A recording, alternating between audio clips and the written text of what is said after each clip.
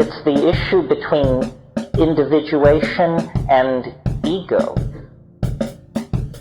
We glory in our individuality, our uniqueness, our specialness, but the ego is something else. The ego is something which seeks to actually empower itself at the expense of other people.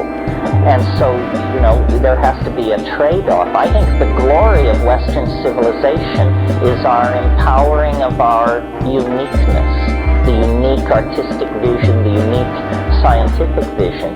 The appalling thing about Western civilization is how we have taken the worst aspects of dominator society and institutionalized it, and then passed laws which make it almost impossible to overturn it. So I'm not preaching any form of anthill, fascist or communist or otherwise, but I do think, that we over-identify ourselves with things.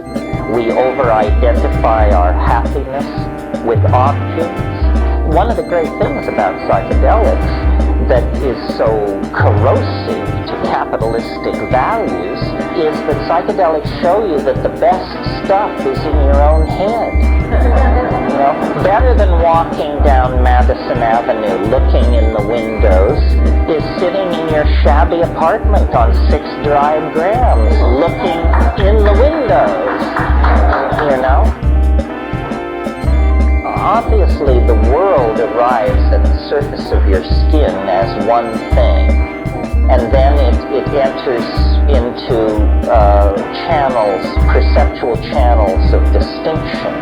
The eyes bring you some data, the ears bring you data, and the idea is that within the brain, all these channels are supposed to be recombined to give you the original input.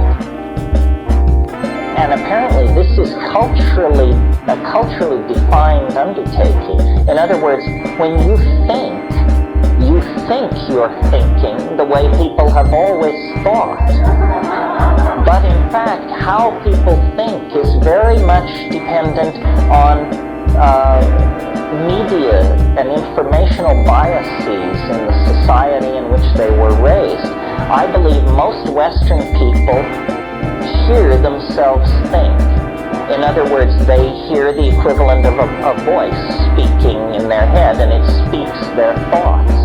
When you smoke halfway decent pot or take psychedelics or something like that, you become aware that the processing of incoming audio data shifts slightly toward the visual, and you see what people mean.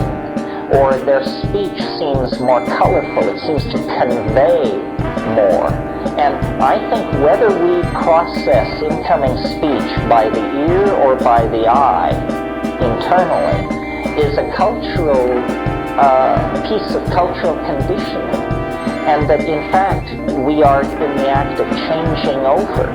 That, this generation of young people who are always dissed as illiterate are in fact print illiterate, but they know more about electronic literacy than the people who are knocking them.